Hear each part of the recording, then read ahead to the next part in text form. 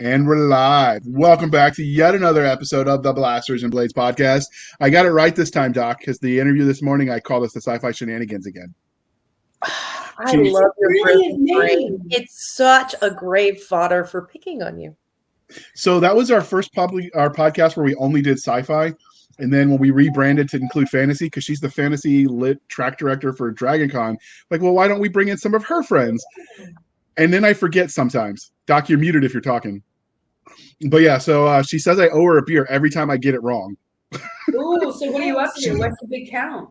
Well, I'm just saying we're putting in our money for a liver transplant is all I'm going to say about that. I'm doing JR a favor, and I'm letting him do the math. And since we know that JR can't count, I'm doing very, very well or very, very bad. I mean, I can count to 20. I have fingers and toes. I haven't lost any of those yet. Are you sure? Did you check? Yeah, I just checked. We're good. Hey, all you crazy sci-fi and fantasy fans. It's time for your daily dose of shenanigans over here at the Blasters and Blades podcast. Just three nerdy veterans geeking out over our science fiction passions and fantastical fantasies. A place where magic is king, the sky is the limit, and space is the place. We are the podcast that puts the fun in dysfunction. So without further ado, we're going to dive into this episode. So first, Doc, we really need to get Nick back for proof of life. We got to tell the Border Patrol people that he needs a break. You think we can arrange that? We can call somebody to walk here. Him. Like, isn't he in some weird country or something? Who knows? But I'm just saying. We that's just the West Coast. Sorry. Yeah, we just got to go full Karen on his boss and be like, "Look here, people, we need him for this show. It's national security. You think they'll buy it?" Or we could just throw in and send Stabby to work. Yeah, we like Marissa. She's nice. All right. So the next part. Before how we found you, Chelsea, you published as C.R. Rice, but can you please introduce yourself to our listeners and viewers? Sure. My name is C.R. Rice. I write young adult dark metaphysical fantasy, currently immersing everyone in the Realm series in the Heart Realm, the first of 7 realms. And I have 9 awesome books out right now. 10 is coming to complete this one. So you got to get started before I jump into the next one. Absolutely. Got some catching up to do. So before we get this started, where Doc gets to ask the religion questions, I've got to say how we first found her. So I was given marching orders by Doc. In no uncertain terms, she got sick of the Sausage Fest, and I needed to find some lady authors. And I realized that the easiest place to do was to go through Instagram. And then I just started typing sci-fi and fantasy, and I looked for cool book covers. And that was how I decided, because I liked your book cover. I'm like, this is kind of cool. We can invite her. So it was a pretty picture that got me, but the picture of your book cover. I mean, that works. Those are actually getting redone. Super top secret information leaked right there. All of my covers are getting a makeover for my final release. That is awesome. Have you seen them yet? Obviously, you can't show us yet, but have you seen them? I have. I am so excited about them. They look amazing. And I love my covers now, so that's saying a lot. Outstanding. All right, Doc, we got to see if she gets to stay, although based on the pre-show, I'm guessing that it's a given you're going to let her stay. All right, so Doc. Is this off the island situation? Is that what we're working with? No. Yeah, we're working on the island. She doesn't let me kick off people she likes, though, so I don't know why I say that, but I just pretend I have some control here. Because I have the final say. Oh, I like it. Yes, it's what happens when JR's mother likes you best. You get final say. That always It's true. My mom does like her better. My mother-in-law likes me better than my husband, and he takes it personally every single time because he's really honest about it. I mean, my brothers looked at my ex-husband on the day before we got married and said, we may like you better, but she's our sister and she's scarier, so we will be on her side. Hey, they set the line. They made it very clear what was going to happen. Points for honesty. So, religion, Star Wars, Star Trek, or Firefly? Firefly. Oh, didn't even hesitate. I like it. I tried to watch Star Trek one time. This is, I think, what was the problem. I had just gotten my wisdom teeth out. I was on painkillers. And they were like, this will be super, super awesome. And I'm like, okay. So I'm watching it. And I was like, I don't even know what is on the screen right now. It's the same thing that happened with Farscape. I was just like, I don't know what's going on. This is hurting my brain. I can't do it. I can understand that. I never got into Eon Flux because I had my wisdom teeth out, watched it while on the pain meds, and I was like, this is actually kind of scaring me. Can we turn it off? Yeah. Yeah, that's exactly what happened. And I can't bring myself to go back into it because all I can see is the weird warped bodies from like all the painkillers. And I'm just like, I can't do this. This is going to mess me up mentally. I can understand that. Normally, I love Star Trek, and I would go, huh? But I get this. This makes sense to me. So maybe what we should do is get you the books, and you could try reading a book. Yes. Okay. Oh, I like that. We have a plan. Yeah. We have an official update. So this morning, our interview was with a doctor who works for the Air Force Space Command. That we scored that official interview, and he told me on absolute authority from the United States Air Force that they do not consider Star Wars to be sci-fi. It's space fantasy at best, fantasy as a general term. So they told us we had to move that question under the direction of the Air Force. I just want you to know that. So the Air Force is the daughter of the Army, and last time I checked, the daughter doesn't get to dictate to the mom.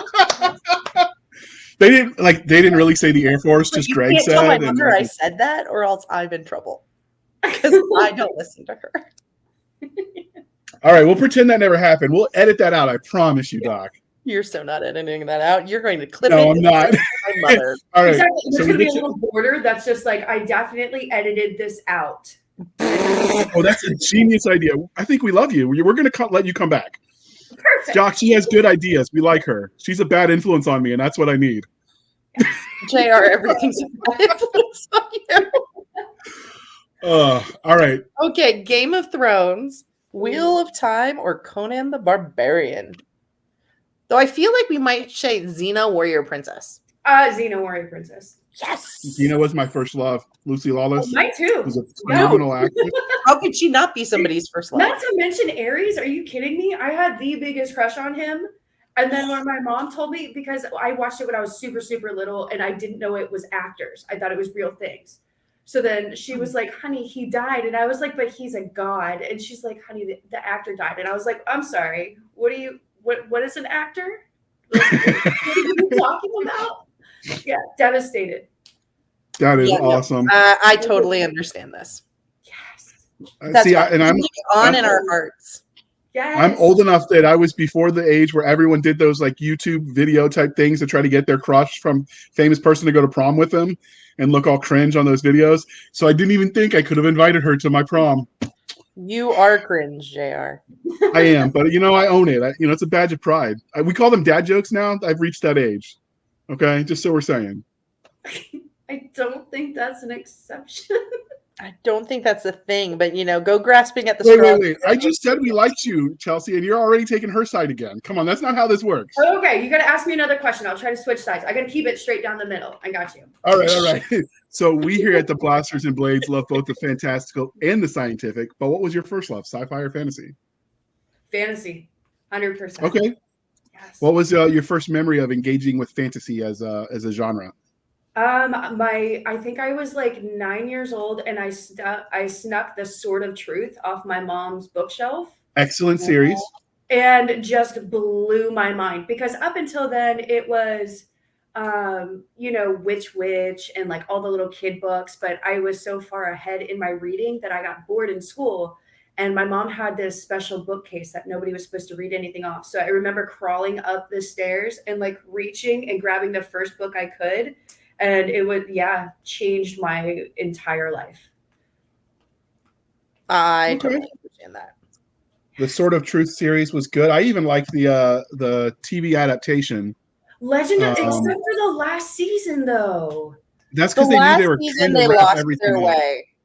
Well, no, so the last halfway through they were going to get canceled. So like they tried to wrap everything up really quickly, and that's why it fell flat, because they knew they weren't getting renewed. Yes, but I still watch that show. It was awesome. The Mord Sith outfit, like they created a whole move. They revived the goth movement with those outfits. And Caitlyn's outfit? Are you kidding me? That for the total bad mamma jamma pant thing, and she looked both adorable and was able to fight. Who doesn't do that? What girl doesn't? I wouldn't want to make her mad. I'm just saying. No. I actually use some of the confessor abilities in my books. That is awesome. I love it so much. Yes. I mean, it's a very useful skill. I got to give it to the author on that one. That was one of the Terrys, right? Yeah. Terry Goodkind, I think. Terry or Pratchett. I get them mixed up. There's the Terrys. Okay. I have all of Terry Pratchett on this shelf right here. Trust me, it's not Terry Pratchett. Is that the shelf that nobody's allowed to touch? Do you have one of those now too? I absolutely. I do not lend books. Nobody is allowed to touch them. These are no. I stayed with a boyfriend long enough so that I could get the book back. And then I was like, okay, we're done. So I made the mistake of giving out my entire Percy. I had to Google it. It was bothering me. Yeah. The entire Percy Jackson series, I had all of them in hardback, and I let my boss borrow it, and then she moved, and I'm like, oh, you didn't give them back. Party foul. And I have never lent another book. I don't lend books. People will go through, they're like, oh, can I see your bookshelf? I'm like, yes, you may stand at this line and do not touch. Like, don't touch them. I'm feeling like we might be related. It's very possible. So how do you feel about book height? Do they have to match? Doc has got some very strong opinions on this. Well, if you see, I don't know if you can see, you see the crazy design I have? I'm going to put you, give me a second. I'm going to put you on full screen so everyone can see it. Yes. All right, now point to the books.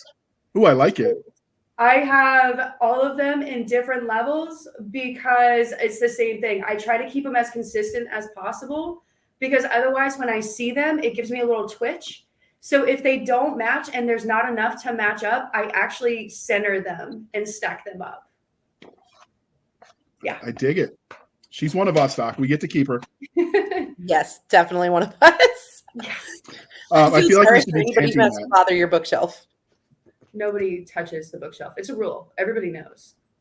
So now you need to level up to a bookshelf with the like the wraparound like glass door so you can close it to prevent the dust from getting there.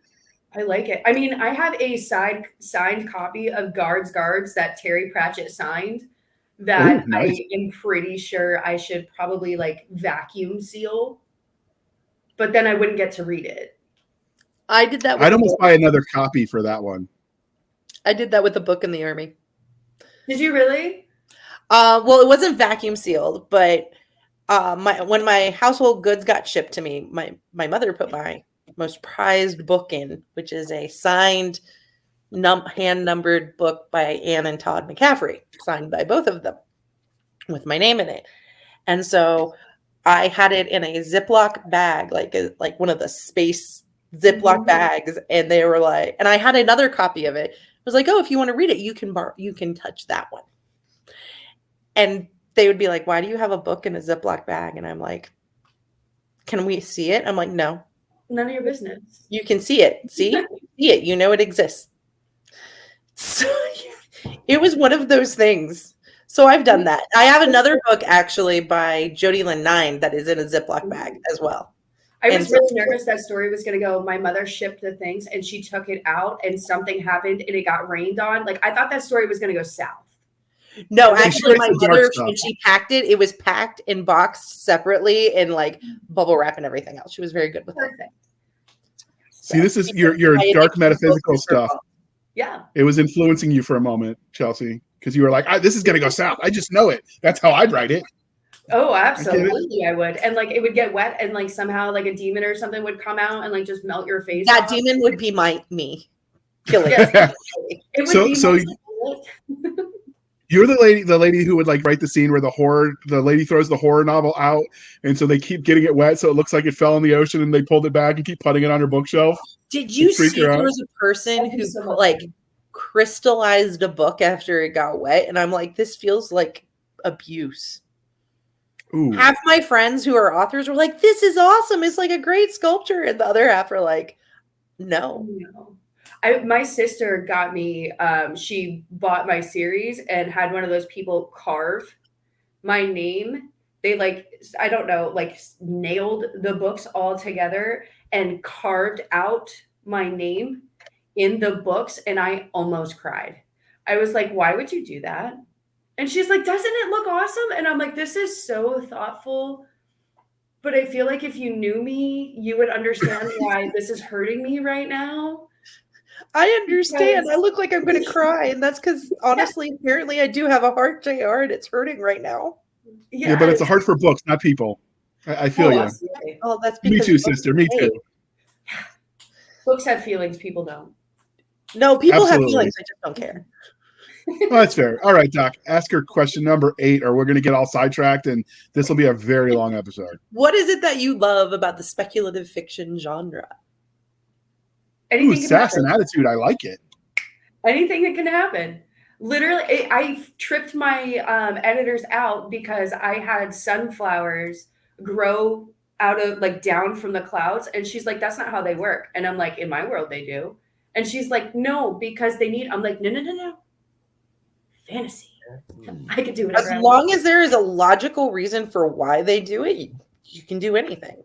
There were 2 kids. It doesn't have to be logical to us on Earth. It has to be logical, consistent within the world. 2 kids where one had an affinity for water, one had an affinity for earth, and they were trying to see if they could do it. So they had the seeds in the cloud, and the cloud helped it grow, and it worked. And she's like, "No, no, no, no, science." I'm like, "But has science tried?" Yes, And actually. really? No, there is a We place tried- in, I think it's Singapore, where they have like flowers growing at different. Yes, I have seen that. So Yes. yeah, But I was like, fantasy, literally anything can happen. Sci-fi, anything can happen. Some of the stuff that you would watch in the old shows, you're like, there's no way they're going to have a person on the thing in their hand. And like, now who doesn't have a person like on their phone at all times? Yeah. I'm pretty They sure. had I've seen those kind of critiques too in the comment section. I had one of those myself. Like, Marines don't say whatever I had them say. I'm like, but Space Marines do. It's the same in fantasy, right? Like, magic changes everything. Yes. But mine's different though. I put limits on people because like I don't like everybody giving everybody the like for lack of better phrasing, like the god ability. Like you can't just have somebody come in with a trump card and be like, "Well, you're screwed." Like this person showed up. So everybody always has a limit in mind just to make it fun. Makes sense. Yes. Yeah, that's one of the things that Sanderson talks about in his course. That if you're interested, Brandon Sanderson's educational courses on writing are available on the YouTube. So just Google it; you can find them.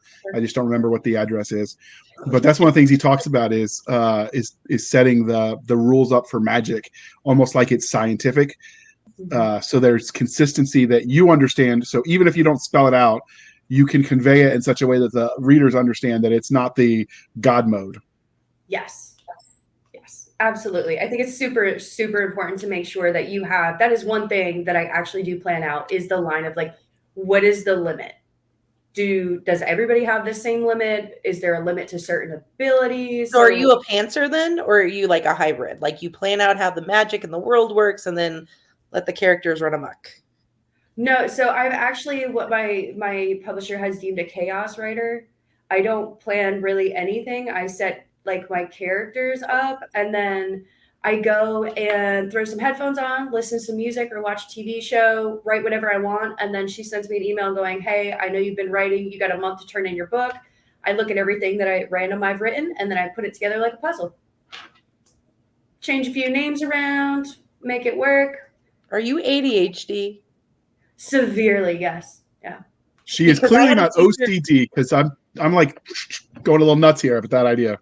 No, Yeah. no, because I actually had a teacher who taught me writing like that. She's like, if you start creatively, don't. And so if you see me write, it drives JR nuts. That's why I don't do the templates, because I will literally go through and he'll go, "Why do you have all these like scratched note paper whatevers?" And I'm like, because the idea came to me out of order and then I put them together afterwards.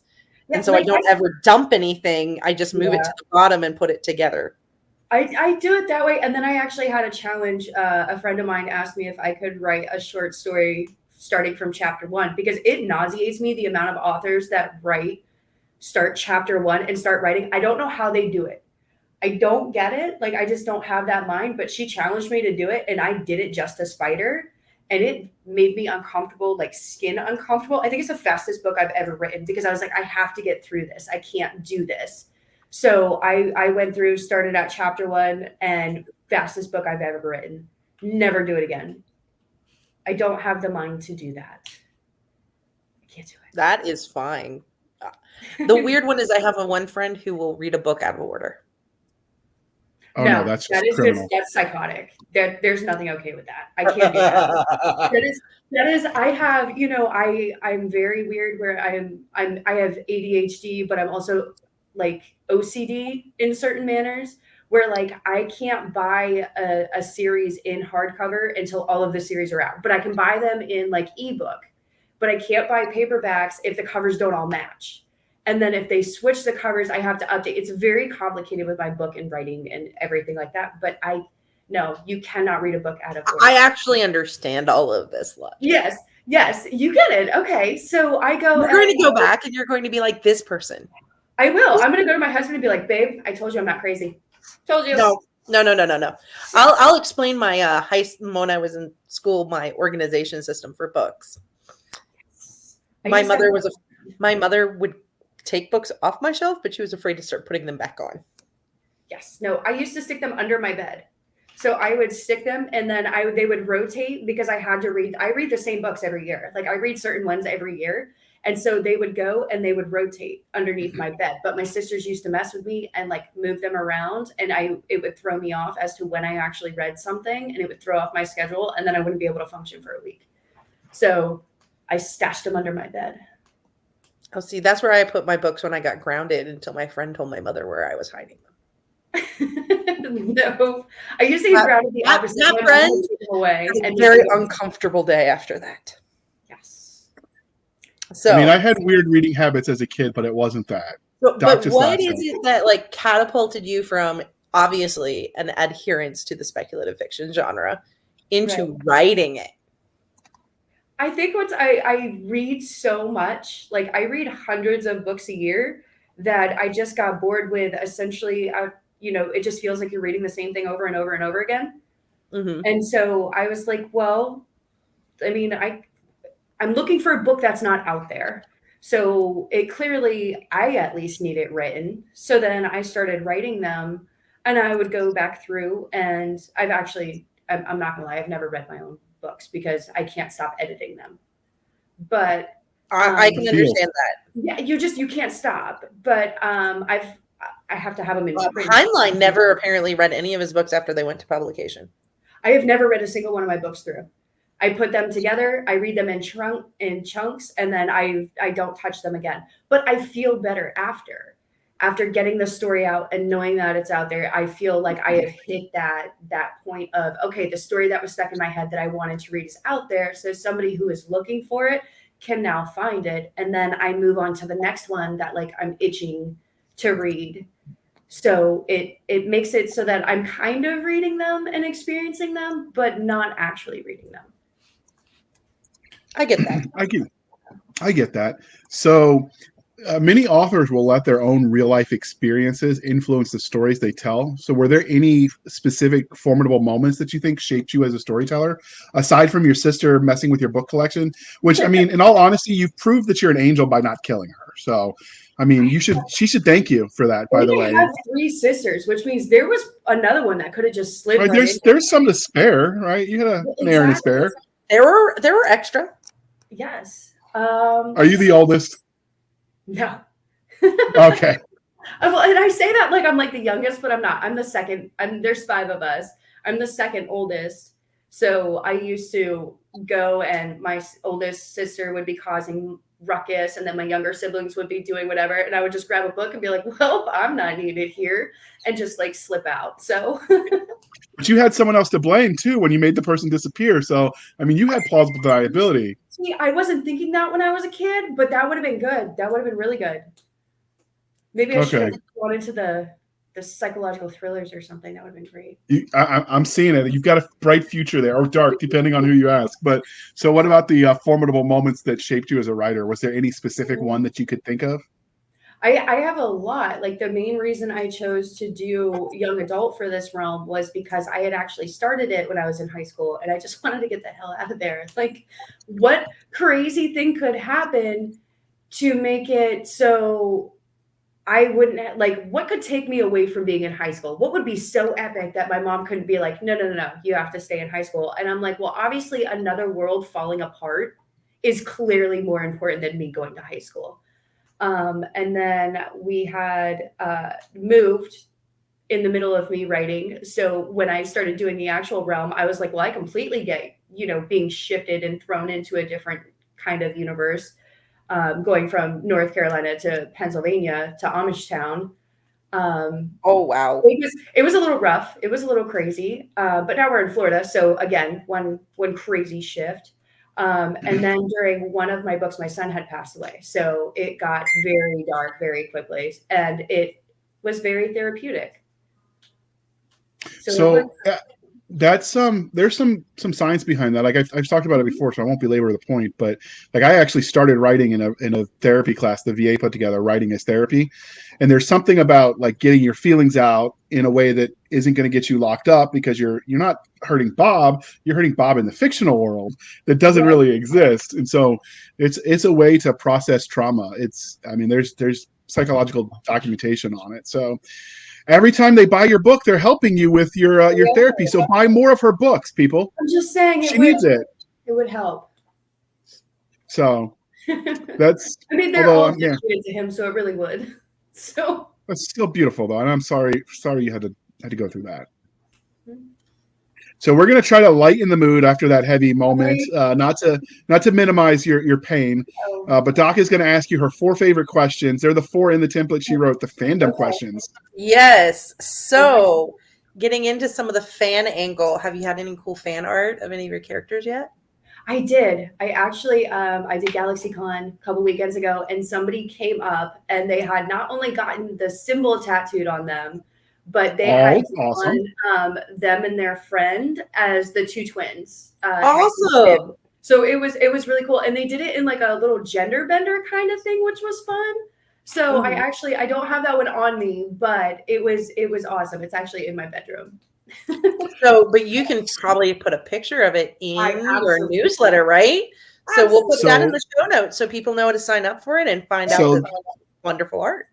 This episode will air in May, because it's April when we're recording it, which means that if you sign up in in May, then by June she'll have put it in the newsletter for you to see. So it'll be the month after it airs. She'll have time to get that all organized. As he dictates and writes a schedule for somebody else. We talked about this in the pre-show, people. I'm not springing it on her. Really quick, and I'll make a quick note. I do get bossy sometimes. Doc lectures me about it all the time. But if you knew the two of us, she's even bossier, so she has no room to talk. I'm just saying, pot me kettle. You know what? That's how it works, though. You boss each other at their different points. That's how you make it work. That's why we confuse people into thinking that we're related somehow. Yeah, we get all kinds of funny emails that people are like, wait a minute, are you dating her or are you like related? And I'm like, we're from West Virginia, you guess. And we just leave it at that. I am not from West Virginia. I love it so much. No, but I love it when people have those perfect responses to the ridiculous questions. I am going to remember that one. I absolutely see that only happens when you have time to think about the response in the moment. Like I was leaving a porta potty in Iraq, and like I was 15 feet away or so when the mortar landed on the porta potty. I'd left because I forgot my toilet paper, and all I could think of as it rained blue goo on us was, man, that'd have been a shitty way to die. I would like to think that in the moment I would come up with something more profound than that, but no. That was epic. No. Are you kidding me? I feel like the writer in me is like, I could have come up with something a lot better. But that's actually like perfectly funny timing. Exactly. To lighten the mood. So, well, there you go. Maybe I'm overthinking it. Somebody asked me if I was dating Mel, and I looked at them and I went, does it matter? Only on Sundays. That's what I do. Every time somebody asks me, I'm friend with my friend Danny. She's always like, we stand really close and stuff, and she's so tiny. I always kind of just lean on her. And they're like, "Oh my god, you guys are cute." Short people are great headrests. Like you rest your arm on the short people's head. It's perfect. No, the best one is to answer only on days ending in Y. I like that because then they stop and think about how many days end in Y. No, do they really? Oh, I am definitely pulling that one out now. Yes, we're corrupting her, Doc. All the days end in Y, and I went, "Oh, really? Do they?" Is that how that works? Yeah, I always say like only Tuesdays and Thursdays, because like my husband's really with us. And so he's like, yeah, I get Monday, Wednesday, Friday. And then they're just like, I like him. I need a day off. Like, is there a problem? Yeah. Tell him he needs to write a book just so we can invite him on the show. All right. I will. I absolutely just will. for that reason, because that's hilarious. We need to Yes. talk to that man. He games too much to to write a book. Oh, okay. Well, maybe we'll find a gaming topic just because So that's hilarious. what was it like the first time somebody asked for your autograph? It was very weird. I forgot for a second that I had actually that they were holding my book, and I was like, "Why do you want me to sign something for you?" And then he was like, That I is was like, awesome. I don't, like, do you have a package or something? And he was like, no. Because they just came up out of nowhere. We were visiting some family in Pennsylvania. And so she like came up and it's a girl I know. And she's like, hey, can you sign this for me? And I'm like, why would I, what are you talking about? And he's like, that's your book. And I was like, oh yeah, I do that. Like, and so probably not the greatest reaction, but it makes it, I don't know. It makes me laugh every time, but I've gotten way better at it now. Way better at it. So you do realize that if you wrote that in a book or you put that and filmed it and put it on your YouTube channel that you might potentially make, people be like, oh, that's scripted. That would never happen. Right, exactly. Life is like that sometimes. I do that all the time. I tell people like the series of events that I see sometimes. We live in a neighborhood and it's kind of like a Stepfordy neighborhood sometimes. And some of the stuff that we see is crazier than anything somebody could come up with. I people watch too. I feel you, sister. It is absolutely insane. Like the stuff that you see, like when the husbands leave and you just see the wife like look and wave, and then it goes around the corner and she quickly walks the other house as like somebody else. And I'm like, this is not real life. Like this is not. Yes. Are you sure you're not being filmed like that one TV show where like they were living on a film? The Truman Show. There we go. It would explain a lot, but I don't think I do anything fascinating enough for anybody to like want to watch me 24/7. Maybe you're just like the supporting cast, right? You're the extras. Oh, that would be fun to be an extra and not know you're an extra. Can you imagine? I don't understand why the IRS keeps giving me this money back every year. You don't realize it's your paycheck? They have to disguise it as a tax. I love it. You guys are so much fun. So was that was the very first time you signed was when you didn't realize that's what she was doing? Yes, it was. Okay. Have you spotted someone reading one of your books in the wild? Like somebody you didn't know and you're like, oh my goodness. I did. I was going to the library on Tuesday, actually. We do donations for them.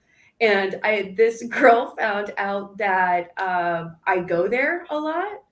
And so she had sat outside with my book, and I guess she was flipping through it or something. And like I walked by and she was like, hi. And I was like, hi. And we both stopped and kind of just went like, because she had denial. And I was just like, the cover is so familiar. Like, is it? And she's like, did you do this? And like she holds it up and I was like, yeah, that's me. And she's like, oh my God, can you sign it? And I was like, yeah, absolutely. It's a little uncomfortable now that you knew that I come to this place, once a month, but that's fine. That's fine. I mean, as someone whose podcast has turned me into a professional stalker, like I could sympathize with the girl. I mean, I don't have a location on anything, and I try really hard not to put where I am, so I get really nervous when people are like, I knew you'd be here, and I'm just like, how? I mean, sometimes you've got family that work in security, so you understand, but sometimes people don't realize exactly what they have out there as a footprint. So we were interviewing one guest, and I was prepping her show notes, and I'm like, you do realize, like, just typing this in, I found your other PIN name and your home address, and I wasn't even trying. Like, maybe you need to like tighten that crap up. Yes. Just maybe.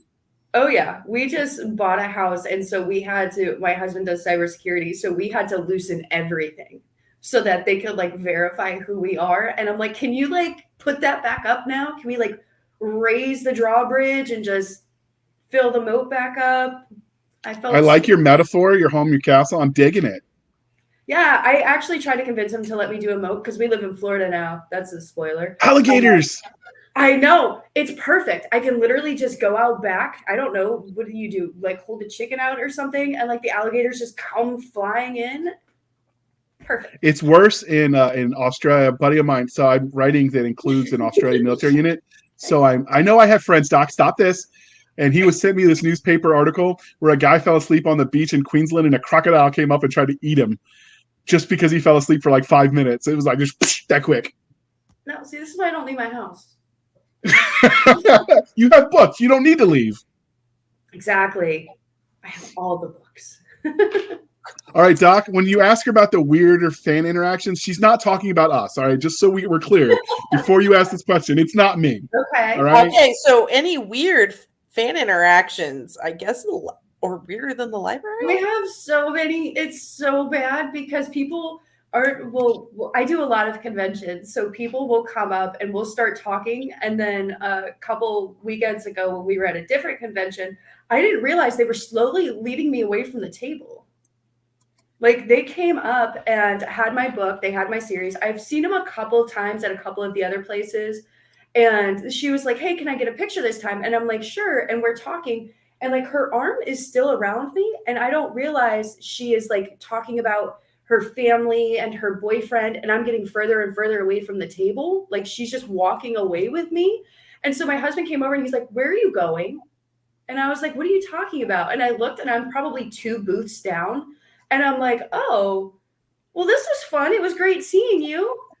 And like had to be corralled back. I apparently am very easily kidnapped. So that was a fun new character trait. I mean, just free ammunition would get me, but I mean that works too. Talk about the books. Yeah. So I'm very speaking oblivious to my surroundings. it's a good thing then you have him, because that could have been ugly. And then you wouldn't have had these books to write. Exactly. I don't know. I like to think that at some point I would have realized what had happened before we got outside. You know what I mean? Like I feel like at some point somebody would have been like, hey, like where are you going? Or I would have been like, why am I over by the armor when I'm clearly over by comics? Like I like to think that I would have snapped. And that person is listening to this podcast like, I was just gonna take her to the bar and buy her a Coca-Cola. Right? Like I definitely wasn't gonna lock her in a basement and throw her in a hole anywhere. No. All right. So this is the part where we dive deep into the worlds of C.R. Rice. So can you tell us everything you have written, or the Reader's Digest version, whatever's easier for you? You want all the titles, or are you looking for what do you like? Just what series? If you have more than one series. Oh no, broad strokes. It is called the Realm series. It is the first 4 novels are out, and the first 5 novellas are out. The final book comes out in October to wrap it all. Congratulations. Thank you. I cannot wait. It's so many about the same people. Are you going to need a moment when you're done with the last book to like they're gone? I think so. Because like, as authors, like you love your people, right? Like you love your characters. They're amazing. But at some point I'm just like, can you stop getting into these situations? Like, must you every time you walk outside start another battle or war or feud, or like I just need a break from you. I want to go on break. So I'm excited. So I wrote my first series, and because I was writing a loop from where once his main series left to get my characters back to his series, so he changed his plans, which meant my series got shorter than originally intended. And then he had me, when he did the box set, write a short story because you added content for people that had already bought it. It was hard to go back because your writing changes as you get more and more experience. To go back to where you were at that place in time, it's difficult. You might find if you try later after you move on and you keep growing that it might be hard to go back to that world. I could see that. I also, all of my realms tying in together because everything happening in the realms happens at the same time. So this is the intro realm. It's called the Heart Realm. And you have probably 50 characters that pop in for just a second just to tie them all together enough, which is pretty great considering I have no plans. So all I know is at one point this guy came over, left some joke donuts and pranked everybody. And so that'll tie in somehow. And so now listen, ma'am. get too far away, like I'll be able to bring them in a little bit, and then everything concludes in one epic 3-part series. So on the one hand, you shielded yourself from that issue, so that way it'd be easy because, well, of course it's different. It's a different realm. But two, ma'am, donuts are not joking matters. All right, I that's know. just wrong. It was actually happened from a real life thing. Somebody at my husband's office decided to do April Fool's prank donuts. And so like they made it look like, the custard filling, and it was like mayonnaise or horseradish. And then they did like the cream. Yeah. And I was like, that is the funniest thing. Now, if it was me, I love desserts. I probably would have killed somebody because yes, and you would have been justified. Yeah, you don't mess with it. Do the salt and the sugar thing. Don't ruin somebody's day. But yes, so that is from a real funny life thing that I laughed so hard because it didn't happen to me. So guys, that makes it funny. I had to put it in the book. All right. Well, those all sound fascinating, but we're here to talk about the first book in that series. But before we dive in, we're going to pause for a moment while we shamelessly shill for the woman this time, Doc. Hey there. This is author Katie Cross. I'm coming at you with an offer for a best-selling fantasy audiobook titled Flame, and it's totally for free. Here's a little bit more about it. Dragon servants Sana and Isadora Spence live deep in Leadham Wood, where persnickety dragons and wars on the borders are the least of their worries. Thanks to years of simmering tension, the hidden village is destined to crack, and soon. Sana's deep love for the giant beast causes her to make an irreversible mistake, while Isadora's disinterest in the dragons leads her to a fateful decision that will change the course of the entire world. Can the sisters prevent everything they know from falling apart? Or do they allow it to break and pave the way for new growth? Join the beloved sister witches in Flame, the first book in the Dragon Master trilogy. Just go to www.katiecrossbooks.com/flame-audiobook to get your free copy today. So Katie is awesome too. She exists just to make us all feel lesser because she is like crazy productive. She does her own audiobooks. She does her own business. She raises her kids. Like she just does so many things that I'm tired just thinking about it. It's just not fair. I need that much energy. And she's so sweet and nice. She is as sweet and nice as she sounds in the audiobook. And it's a really good audiobook. Somehow makes it worse. I know. Yes. I see. She gets it. She's so nice that you can't really hate her. Oh, it's just even worse now. No. Maybe she's a Stepford wife and that explains everything. She's a robot. I'm convinced that there's some other plane of existence that she came from. This explains, or she's like drinking the magic juice she's not sharing, like Coffee Plus or something. No, that's the thing that's really so awesome and sweet and disgusting is she will totally tell you everything she does and be willing to help you find that way. Yeah, so thank you for sticking with us through that commercial interlude. As you can tell, we're super fans of Katie. So thank you for sponsoring this episode, ma'am. But let's talk about Denial, which is the first book in the Realm series. So where did you get the idea for this universe?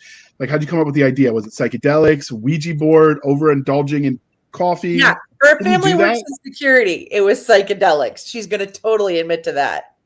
It could happen. It was a little bit of everything. I was bored one weekend, and I was like, found these weird shrooms from this weird hobo on the street. And he was like, hey, do you want to try this? And I was like, sure. I'm totally doing a seance this weekend.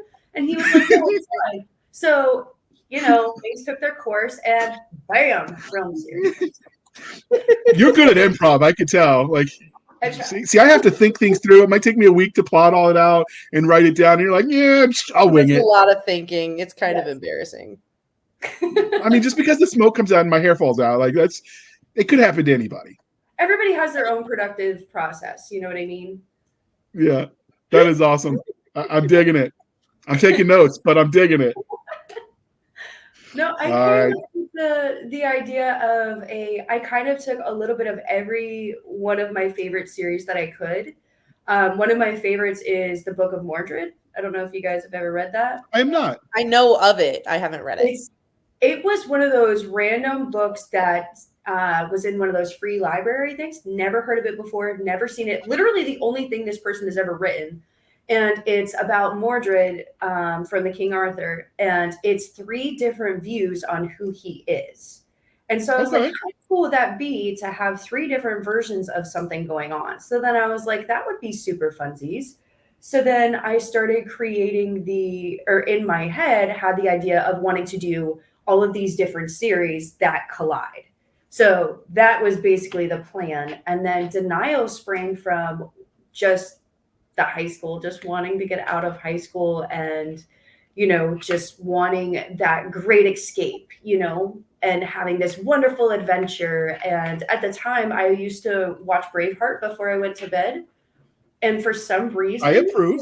do you ever watch a movie before bed or a show, and then all of a sudden, like It seeps into your brain. The character is like stuck in your head, and for like a week, William was haunting me, and so then I created Silas, and I had him haunt Avery and decide that was who was going to pull her into her great adventure.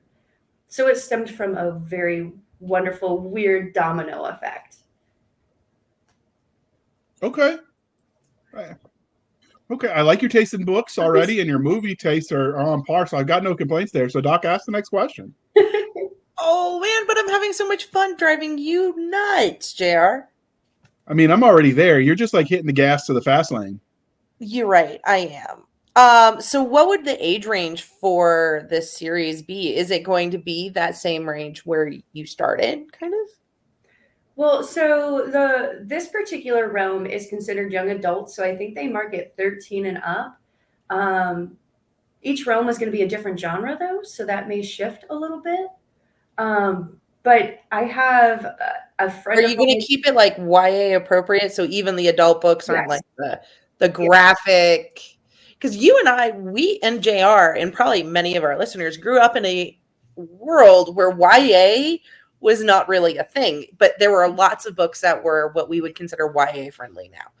They're not. Yeah, so some of the themes are, so I don't know if you guys have heard of the new adult. Yes. New genre. Yes. So my version of young adult does not have anything sexual in it because, you're fighting for new adult. Top priority.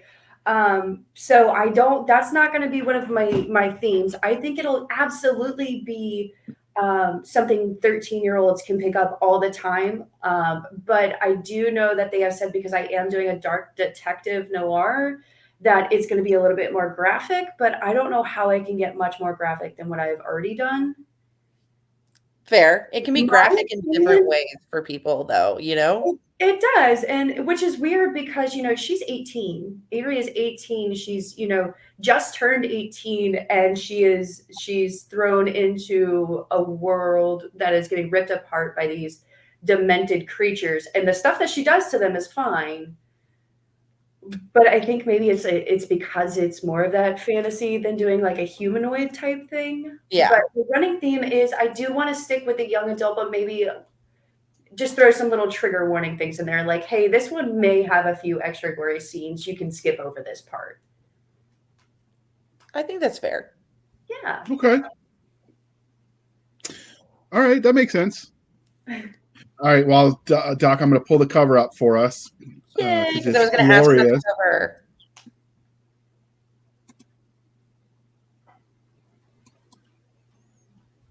All right, there we go. Can you figure it out? Ah, yes. Your marketing cover on your Instagram, which has lots of cool, pretty book cover pictures, is a lot easier to see than the little one I was able to grab off of Amazon. So, yes. That is Denial and Anger. Denial looks a lot fiercer to me in this filter they did than Anger. Yeah, I think it may be the haloing.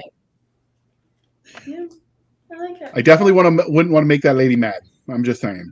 I mean, absolutely not. So what you should do is after our conversation, just dive in to Denial and just find out just why you shouldn't make her angry. Because, I'm taking notes. Are a little hormonal. And when you have this sudden influx of power, believe it or not, things go a little awry sometimes. So. Makes sense. You blow up one little planet and people get all bent out of shape. Could have happened to anybody. decapitate a few people, accidentally sever some limbs. People exaggerate a lot. So It's all okay. yes. All right, so let's move on to the book itself. Oh, well, first off, how did you come up with the art? Did you have a say in it? We got distracted. So I gave them a basic concept. It not really. I gave them a few ideas. Like I wanted to have the change in the worlds in the background. Like so in Denial, it's her school, and then in Anger, half of it is the school and half of it are these crumbling buildings, because in Anger you really get the first experience of a full immersive realm. So that I did. They've actually found her. I did not find her, but Avery is a redhead, and they sent me the pictures. They were like, this is it. This is the perfect model. This picture is amazing. And I was like, I don't know. So then I saw it and I was like, okay, moody 18-year-old girl that is just trying to graduate and save a world. Gives me that vibe. Yeah. So I'm going to zoom in real quick. You have the little logo that's under all of the titles. Was that your idea to brand it that way? No, it wasn't. It was actually the cover design. I think it's Battle Goddesses that did it. They had it all there, and we were looking at it, and I was like, it's missing something. And she was like, okay, give me 2 days. And she came back and she's like, how about this? And originally it was like this very swirly thing. And I was like, okay, but like, let's go rugged. And she's like, you want rugged? And I was like, yeah. So she came back and she was super excited. And she was like, how about this? It's simple, it's elegant, but it's kind of got that dark twist to it. So it worked for me. I was not picky. It stands out. As a first-time author, I didn't even expect to get any say in a cover. So when they were asking me questions, I was like, I don't know. Does that look good? Is that how that should go? But in the new ones, yes, I have full coverage. Awesome. Well, I think some of that depends on what publishers you go with, and if you're going indie or trad or small press. Now, Absolutely. you're with a small press, correct? 4 Horsemen, I believe? I am. Yes, Okay. 4 Horsemen Publications. Okay.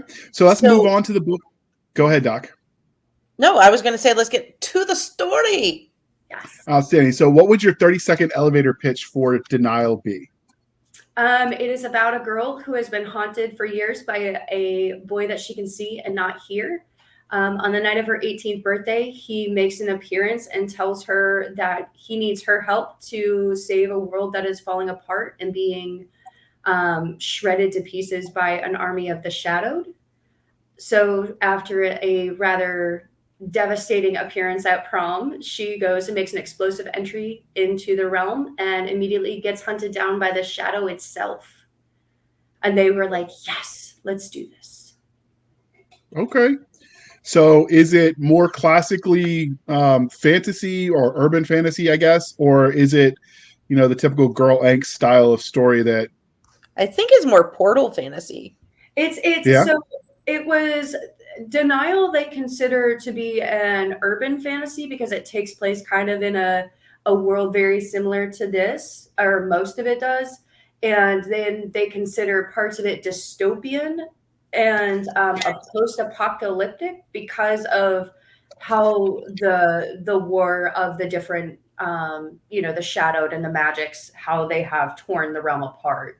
So I kind of hit a little bit of everything.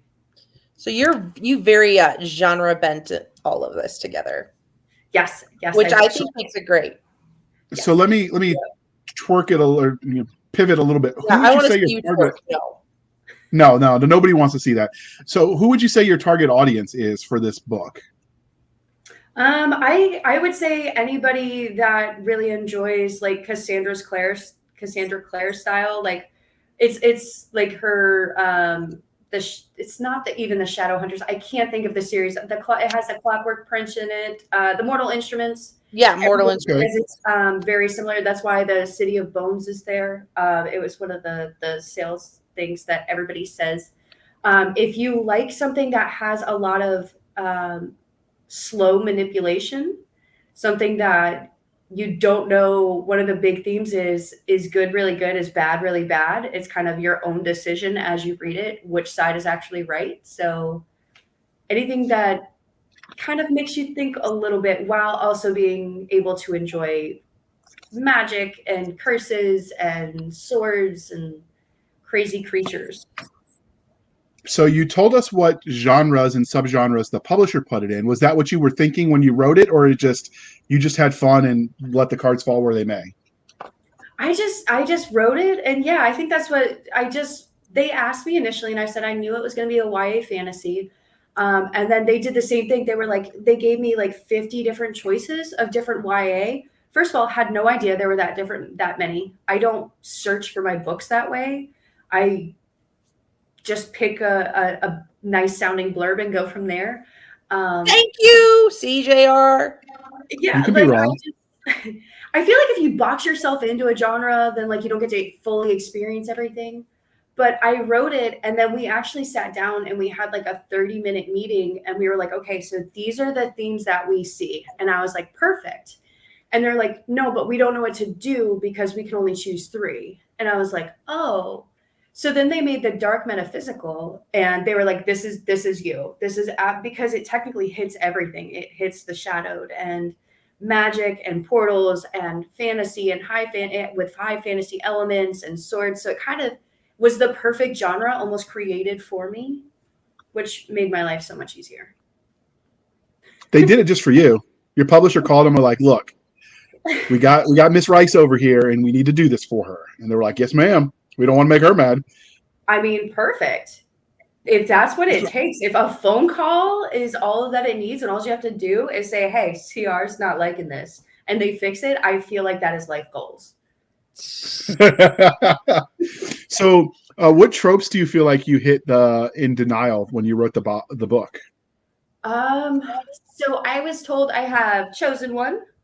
I have pure evil ruler, which I didn't know there was one. Super fun.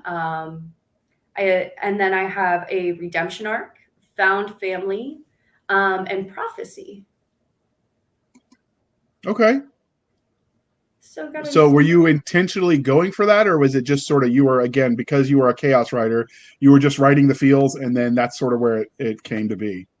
Yes, that is exactly how it was. I always tell everybody I am the worst author ever when it comes to knowing what you should be doing, because I didn't even know what a trope was. Like, I was that person that was always very much, this blurb sounds awesome. I wasn't reading I want to read something with these specific things. I always like to be surprised. So when they were like, hey, what tropes what would you like to write down? And I was like, who's a trope? And they're like, no, a trope. And I'm like, okay, what's that? And they explained it. And I was like, I feel like I should have done some type of research before I decided to be an author. I feel like it's kind of, you don't know everything as an author. You don't. It's a learning experience. Like, even as a reader, I go in and I do judge a book by the cover sometimes. Not gonna lie. If I don't want to spend the time to read all the blurbs, just grab it based off the cover, and just kind of enjoy reading. I don't want to box myself into anything, because then I feel like I might be missing something. So I feel like by doing that, I actually kind of screwed myself over a bit, JR. That might have been the thing where I should have looked into the tropes and I should have looked into the different genres and done all of it that way. Well, JR is a big fan of the micro genres and subgenres. I am not. Because I think it's like saying I don't like labels, but let me label everything. Yes. I don't have a problem saying I like labels. It helps to, categorize my mind. Not to say I won't read in multiple subgenres and genres, but I like knowing what I'm getting myself into. Sets the expectation for me as a reader. You joined the army because you liked knowing what you got yourself into, huh? Absolutely. I mean, the fact that it didn't go that way is totally not on point, right? So I enlisted to one thing. They made me do another. It just prepared me for life. The fact that we don't always get what we want. That is true. I got to keep the bonus, though, so I'd still say I won. Sure, you won. I mean, winning is all a matter of perspective. Just don't ask me where I spent the money. you know, you got to keep your legal documents for like 7 years. So I was cleaning out stuff that I've had since like 98 when I joined. And I'm going through all these LESs and seeing all the money I was making. And I'm like, I know I drank all that away. And if I just put a little bit of that in the bank, man, I'd be sitting pretty right now. But I was young and the bars had pretty girls in them. So it's almost like they were prepared to take advantage of us. And girls screw. I think my dad used to tell my little brother all the time, stay away from cars, liquors, and girls. Yep. See, my dad told me that too, but I just didn't listen. So, oops. Yeah, there's a reason why you're not your dad's favorite. Yeah, this is true. So, for someone who only started, like, you've published your first book in October 2020. How long did it take you to write the first one? Because you sound like you've been doing this for years already, and it's not been that long. No. Denial was 3 months. I signed my contract in April. I had to turn it in on August 1st. Oh, you wrote on spec? Yes. Wow, that almost never happens anymore. You got lucky. Yes. I had to turn in a section of it. They said, you know, it didn't have to be the first half. It didn't have to be whatever, but you have to turn in something. And so I did. And then I actually kind of sort of lied about how much was actually done. Because I was like, they're not going to sign me anyway. So I was like, yeah, it's most of the way done. And, you know, I didn't want to commit too much into this because of whatever. And they're like, no, we'll take it. Can you have it to us by, it was the middle of July. And I was actually, thankfully, we were going on vacation. I was like, oh, I already have vacation plans. So they're like, okay, August 1st. So then I just kind of sat down and had to come up with something. And as quickly as humanly possible, because I really screwed myself the pooch on that one. But what an adventure it was. Were you the girl in high school that would wait till the last minute and convince everyone you had to procrastinate because you wrote better that way? Yes, absolutely. Actually, it was because I forgot something was due. And I was going to say she's ADHD enough that I'm betting that wasn't on purpose. It was and I was always reading. So, and when I was in high school, I was taking college classes too, which helped balance me. But then because I was so bored in school, like I wouldn't pay attention. They're like, did you finish this paper? And I was like, excuse me, finish the what now? And then I'd knock it out in a couple hours and then everyone hated you. Yes, absolutely. But I wasn't one of those people that bragged about being like, oh, I did it last night. I was like, no, you know, it took me a while. When everybody was like, oh, this took me days. I'm like, yeah, me too. Days. Okay, I really do think we're related. So did that work for you in college, or did you have to learn to study? I actually did not finish college. I got bored. I can't. I'm sensing a theme here. I can't, like, it's so boring. I can't do it. I don't feel like I should have to sit through unnecessary classes to do things. And so, like, I do event planning on the side. I do my books. I make a very good living. That is not saying people should not go to school and college, because college is good for some people. Because you know somebody is looking at their child and going, do not listen to her. I know. So like, I think college school, do something like that. So college has been the default, just go to college, but it's only as important or as useful as what you want to do with it. Like, these people will sack themselves with too much debt for useless degrees. So no, it's wise to think about where you want to be before you decide to take unnecessary side trips. Absolutely. That's as politically correct as I'm capable of, Doc. So we are going to move on, and you're going to ask question number 25, because otherwise I'm going to start getting the hate mail again, and you don't want that. But I think it's funny when you get the hate mail. But then you get mad and you say I have to be polite and answer back and use my manners. No, I don't. I tell you should publicly post it so we can. I was going to say, do you smile with it? Like, purposely print it out and just go, hate mail number. I would. Now I'm gonna. All right, it's on. All right, Doc. Okay, so can you tell us a bit about the main character? Obviously, we know she's a redhead. We know that she's really ready to be done and over the high school experience, which I'm pretty sure every one of our listeners is going, yes. So her name is Avery Hale. She is an adopted kid. She was kind of just appeared on her adopted mother's step, or at least that is what she has been told.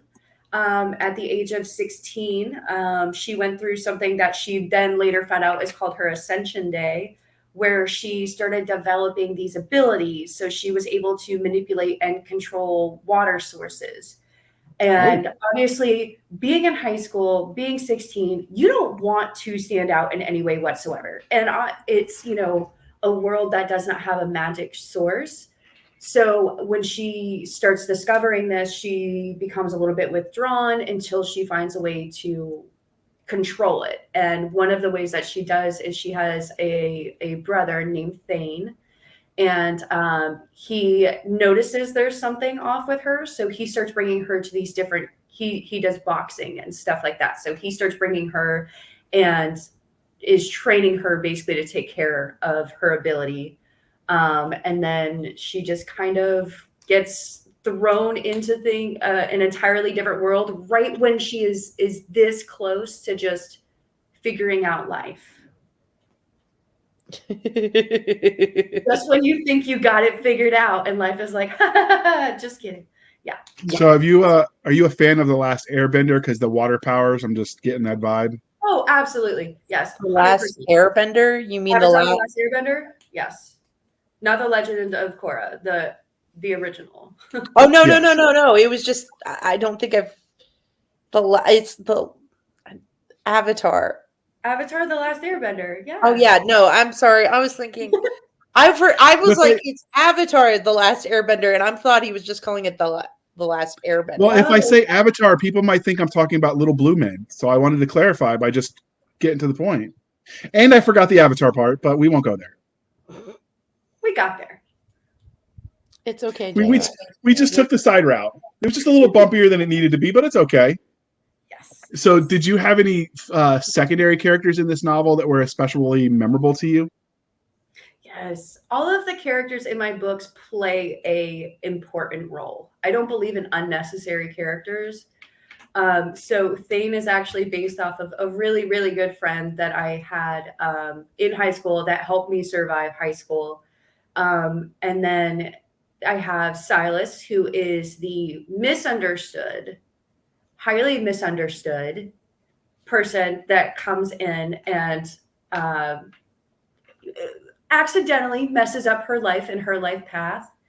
And then Callan is actually loosely based on when me and my husband were friends, and he annoyed me, so I made Callan super annoying. So that's how you get a girl to like you. You got to annoy her to get her to marry you. Man, yes. I did it backwards. Like most Doc, things. why did you tell me? Why did you tell me, Doc? I didn't know you. All right, ask the next question before I stick my foot deeper in my mouth. What? You mean it goes deeper?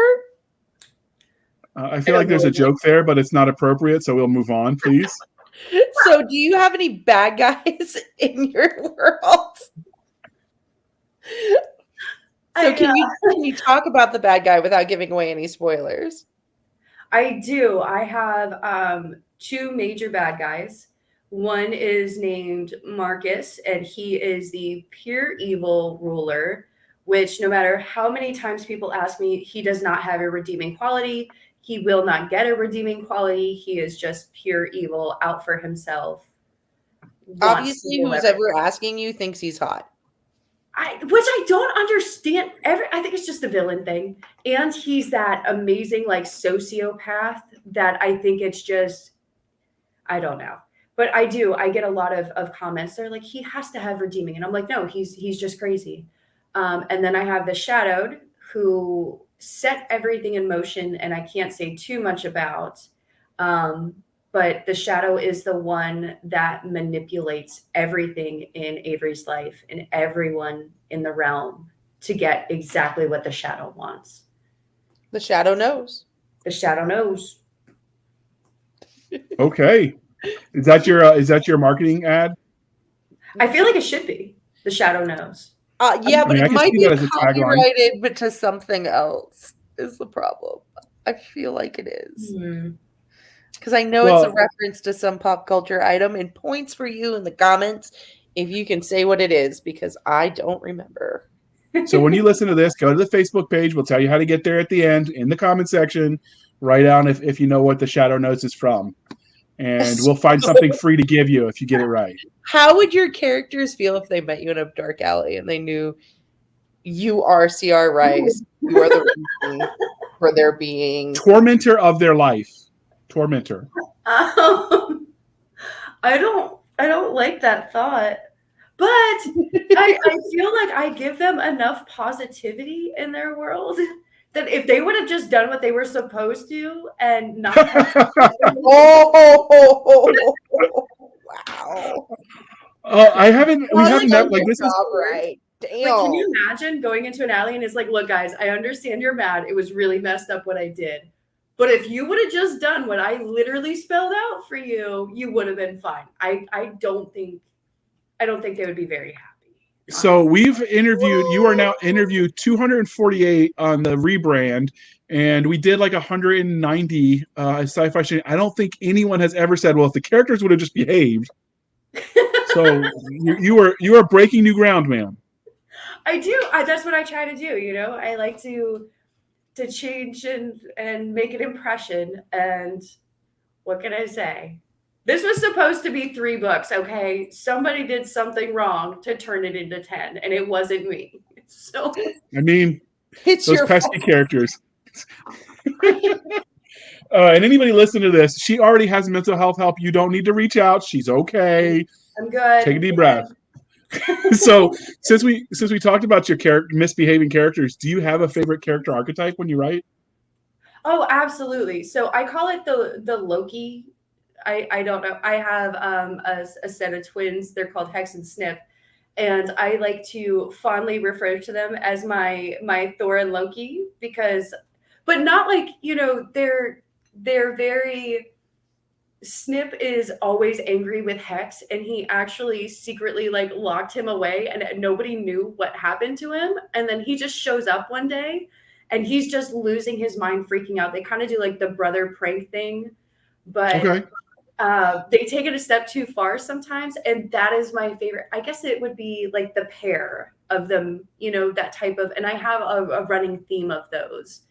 There's one that's super serious, and then there's one that's just a jokester and is super ridiculous. But you have to have them both together. You can't have them separate, because then it gets a little whiny or stiff. Okay. So you mentioned that you're a chaos writer, which is a term I've never heard of before, and a process that like I'm getting like hives trying to even picture someone writing that way. But I mean, I get it. It works for you. You're on book 10. But like, were there any I almost feel like I heard some jealousy just now. No, it just like my brain can't even think that way. Like I outline it, I write it in a straight line. Sometimes I want to skip when the scenes just aren't working, but I'm like, no, it's out of order. I just got to do it and power through. See, that makes me nauseous. Like, so I'm having the same reaction to your process. You're it's not like, the first one to make that JR's made nauseous. Probably not, but you know, I dated in high school, so I get it.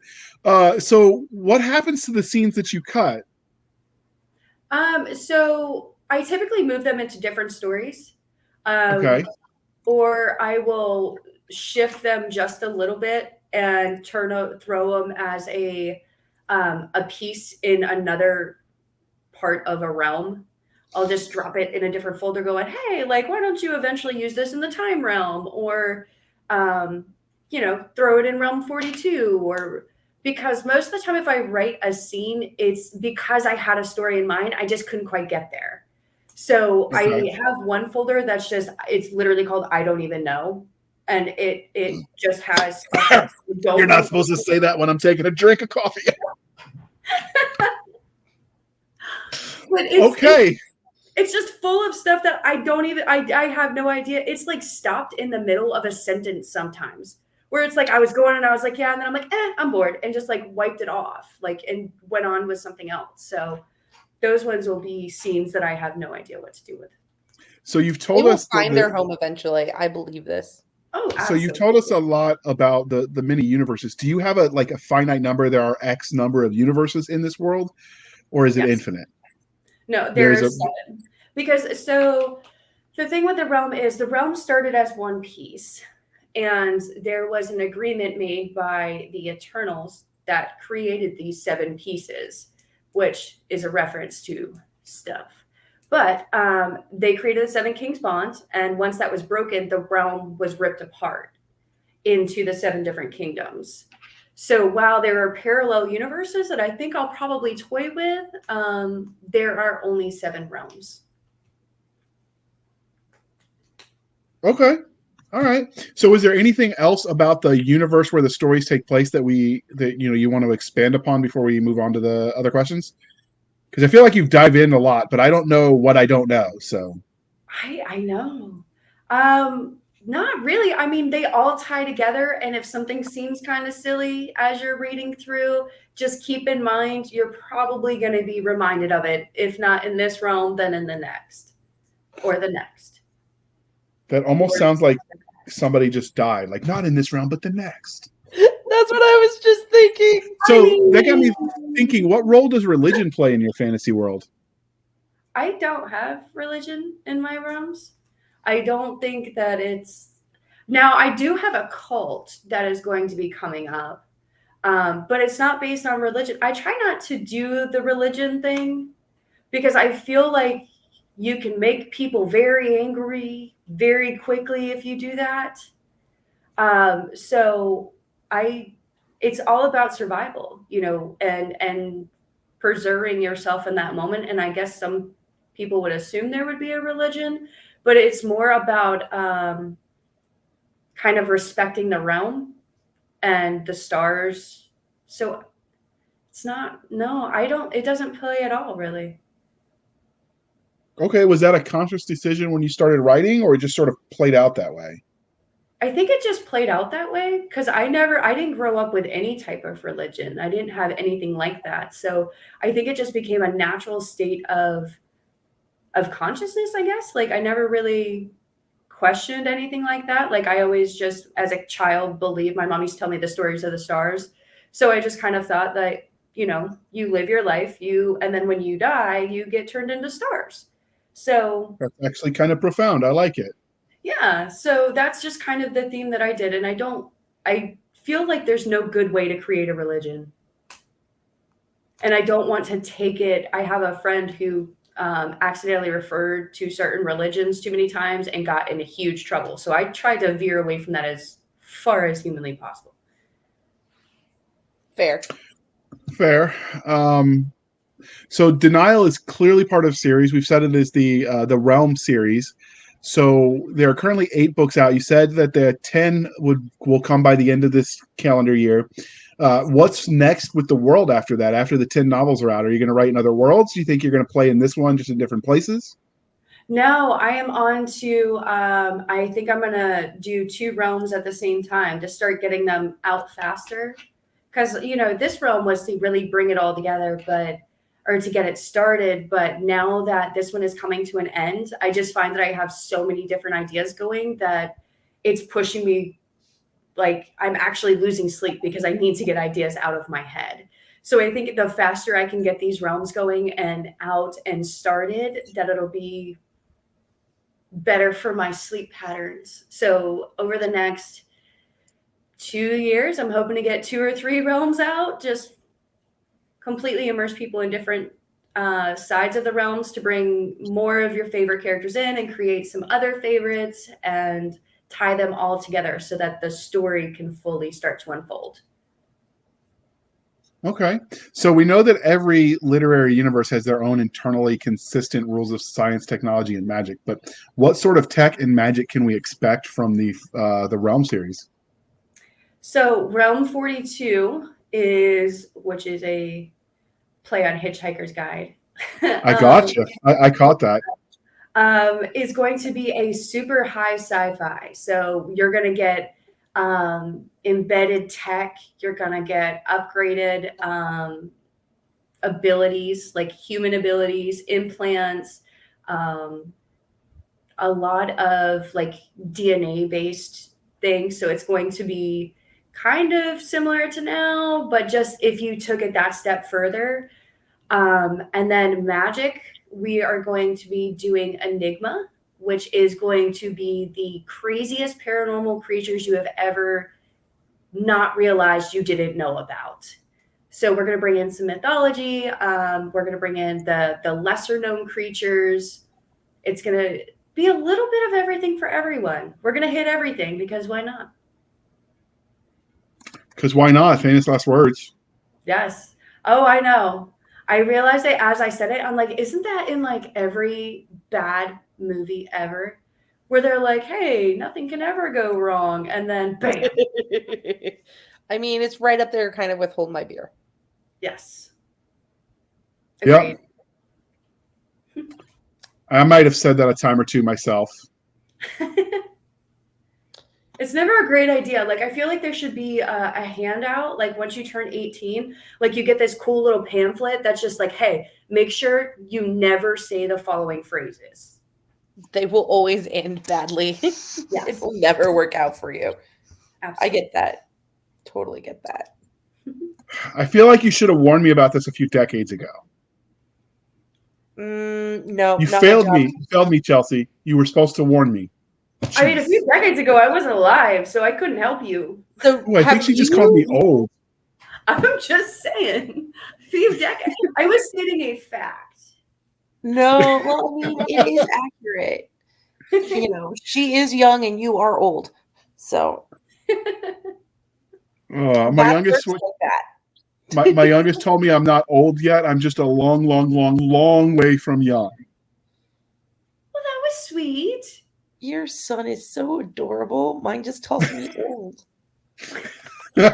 He wanted ice cream, so he was trying to. Wonderful things as, Mommy, I love you because nobody else will love you like me, which is most sweet. And mean when he follows it up with, Mommy, I want to sleep in your room because nobody else wants to. Ooh, yeah, he gets no dessert. Kid. He gets no dessert. I mean, he was sweet. It's like, okay, that's fine. Just ignore mommy crying. It's okay. Yes. Oh, I love my child. But back to tech. Do you have a tech that maybe teaches children how to be nicer to their parents? I actually do. I have implants that in 42 they have been secretly implanting. So okay, that make their changes their moods accordingly. So I'm not saying it's a great idea to try to test out, but it is there. So what, because you have both tech and magic. So which one of the, is there either some magic or some tech from your universe that you would want to bring to this and be like, this is mine, I can use it here? I want to do the Travelers. So I have something called the Travelers that create portals to infinite worlds. And once you get the hang of it, you can control where you go and you can always go back to where you were. So okay. I would 100% want to check out just never use an airport again. Never. I would not have to walk down my stairs anymore. Like I would pull a jump. You know you're a hermit when not walking down the stairs is what comes to mind. They're so steep and they have carpet on them and like I'm super clumsy and it's just an accident waiting to happen. I mean, I totally get it. Valid point. I mean, do you trip upstairs? Are you that bad? Do you trip going up as well? Oh, I do both. Yeah. Yeah. That's why like a you lot get of an people A for think effort. I'm boring when I walk because like when I walk, I don't look straight down, but like I'm always watching the ground. And I'm not ignoring I think that we might be related. Yeah. It might have, yeah. That's very, very possible. We are going to have so much fun and so much trouble if we go to a con together. Absolutely. So you ever go to Dragon Con? What? Do you ever go to Dragon Con? I'm just saying. I just need to know if I need to alert security between you and I Doc. have not been to Dragon Con yet. I have not because Galaxy Con is always either the weekend before or the weekend after, and I do the whole circuit. So, but I am going to make it there. Everybody always tells me that I need to go. And I'm like, I'm going to go. I'm going to go. And then last year I was sick and I was like, I am not getting anybody sick. So I'm going to mope at home. I appreciate that as the person who has to deal with so many people. Yes. So I appreciate But that. if I go, I am absolutely going to reach out. Just be like, hey guys, let's get into some shenanigans. Absolutely. Speaking of shenanigans, does your universe have more than just monsters? Do you have aliens or fantastical creatures outside of the Shadow Lords? Not quite yet. I deal with a lot of like the paranormal creatures, and I've alluded to a few of the cryptids. I haven't done aliens yet, but I do have something in the works for it. Nice. But they're not actual aliens, so that's going to be the fun part. They just pretend to be aliens, which makes it super fun. They pretend to be aliens. Kind of like when your mother pretended that you weren't her child, JR. Oh, okay, exactly like that. That is so rough. I get it. So when you create these, people that we're just teasing and these things don't really happen. I mean, whatever. Make some interesting fan mail. I mean, hate mail, whatever.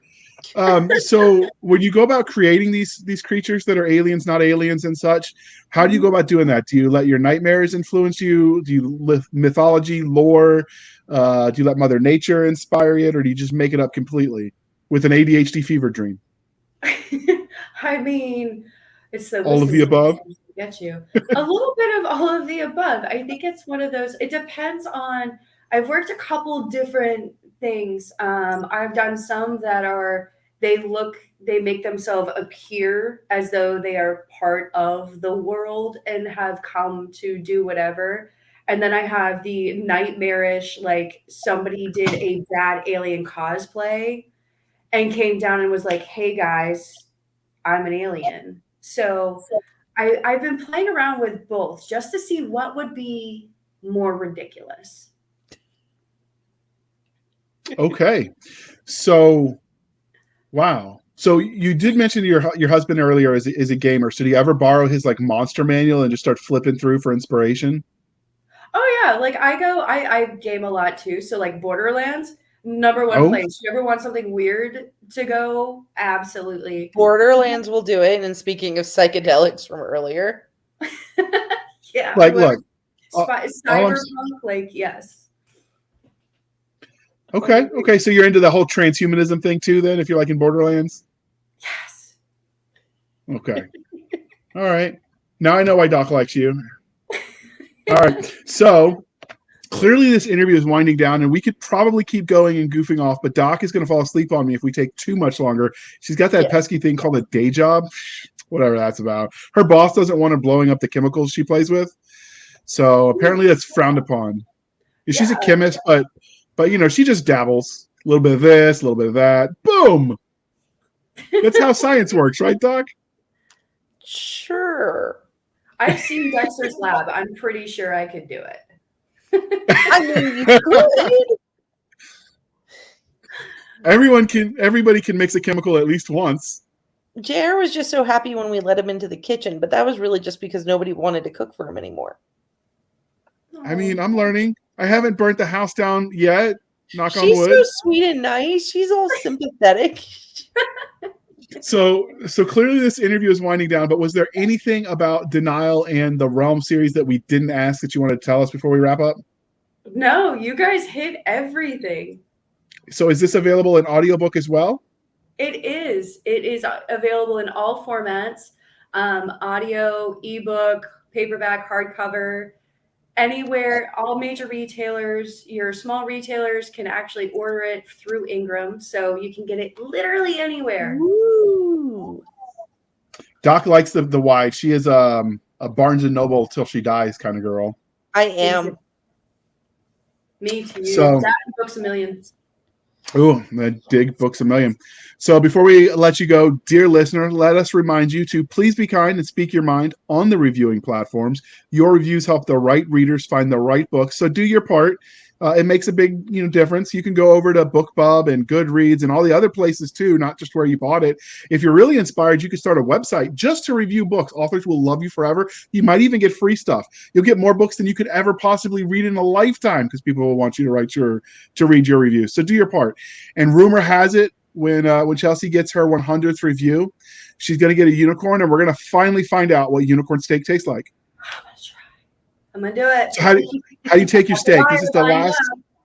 Normally we would ask the pineapple on pizza question, but Doc has been like salting the water with too many like people that like Hawaiian pizzas. I think it's a conspiracy. So we're gonna ask you how you take your steak instead. Medium rare. Excellent answer. Doc, do you approve? I mean, if I wanted it not overcooked but cooked, yeah. Yes. Okay. It's the only way my husband knows it. There's no like option. This is the way that you get it. So Doc wants her cow to still be mooing when it goes onto her plate. She's one of those. I'm not convinced she's not part vampire. I'm just saying. Vampires don't eat solids. I was gonna say, do you Maybe if they're incognito, they could. I mean, if what's her name can make them sparkle, why can't I make them eat steak? No, we don't go there. Okay, we don't. You know what? Anything that gets people to start reading so we can get them into better books. Absolutely. I don't know if I'm willing to make that sacrifice. I don't know. This is so, dear listener, when you get the social media links, which we're going to give you in just a minute, be sure to comment on the Facebook page and all the other places how you take your steak, because this is an important matter. Yes. So do you pollute your pizza with pineapples? I don't think fruit is supposed to be on pizza. Well, I mean, tomatoes are fruit, so. I mean, technically, like, if you want to be like super douchey about it, but like,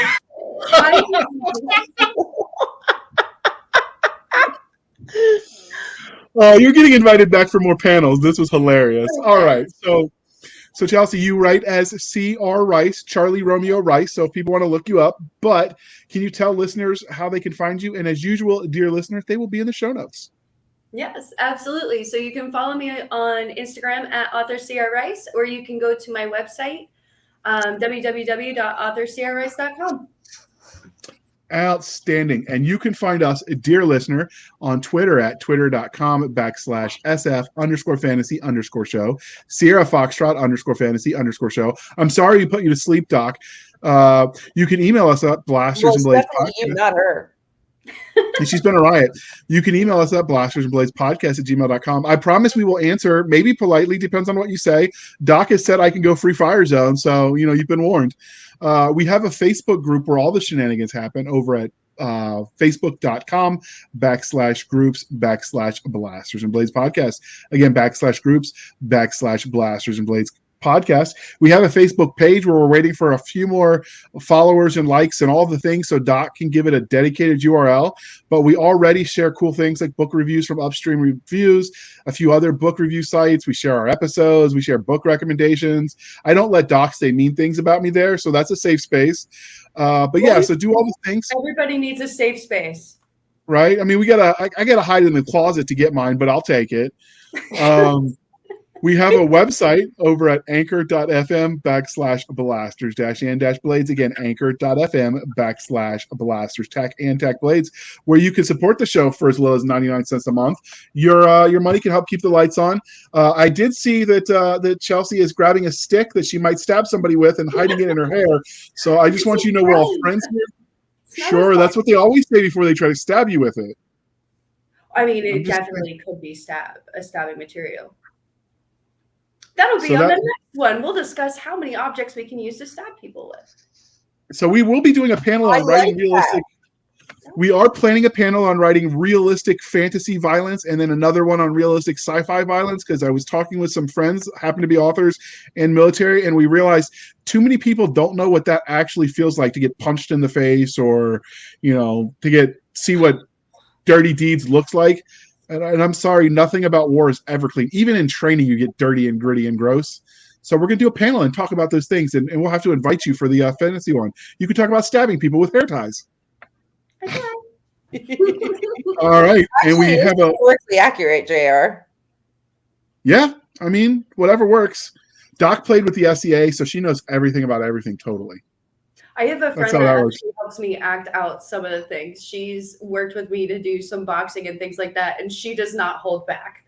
So she did martial arts for years, and she's not friendly when she shows you how to do stuff. So I have what I call the Barbie test. When people try to make their characters move in places that the body just doesn't, I'm like, no. I mean, unless you can detach their legs and put them back on later, which maybe with magic you can, but body doesn't move that way. So you can also. JR? What's that? Are you sure? I mean, the VA Wounded Warrior Some Assembly Required, but it doesn't quite work as good as the original. So when I was going through Walter Reed, they gave us that shirt. I just wish I had kept it and framed it. And now I can't find anywhere that sells that. But it was Wounded Warrior Some Assembly Required. I'll make you one. I'll make you one and send it to you. Out freaking standing. And we have a website over on anchor.fm/blasters tack and tack blades. Again, anchor.fm. Oh, I said that already. Yeah, well, there you go. That's our website. Or you can support the show more directly at buymeacoffee.com/author J.R. I'm having too much fun with this one. Again, buymeacoffee.com/author J.R. Handley. Be sure to put in the comment section this for the podcast, and I promise I will keep my co-hosts, Doc Cisca and Nick Garber, duly caffeinated. They will drink until the coffee pours out of their eyeballs.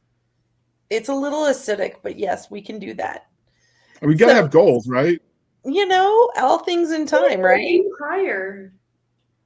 What? Oh, yeah, out of their hair. Aim higher. Like, maybe you get I like like the double way you think. espresso or Ooh, yeah. I like you. How do you take your coffee? A double espresso. Do you add anything with it, or you drink it straight up? I have. Oh no, I'm not crazy. Like I put a little bit of cream and sugar in it. Yes, Okay, I'm not a okay. sociopath. Sociopath. She always reaches for the sociopathy. I mean, I'm sensing a theme here, but I'm here for it. So keep going. Do you take this level of snark and sass and put it in your books? Oh, absolutely, absolutely. And do I need to send your husband a care package for putting up with this while you're writing? I mean, like, do I need to send like support? Is he okay? I mean, I think so. He's locked away in his office a lot, So he's hiding. I get it. I get it. Maybe he's crying in a corner in the closet in there too. Maybe you guys can talk about that and you can share your experiences, what works for you. I mean, I get Doc bossing around and we're not even dating. So, I mean, I hate this. Yeah, we might need to start a support group. Have him ring me up. We'll talk later. Absolutely. So thank you for coming. Thank you for joining us, dear listeners. Follow us, like, share, and comment. Let us know what other topics you think we should have her on to discuss. This was the Blasters and Blades podcast. We'll be back indulging our love of nerd culture, cheesy jokes, making fun of Nick behind his back because he keeps turning it, and of course picking on JR because he keeps showing up. This will be True story. True story. 438 times he's shown up in a row. I just like being abused. That's why I was in the infantry. When you're nice to me, I'm like, what are you plotting? I don't know what you're talking about. So thank you for joining us. Have a wonderful time. See you next time.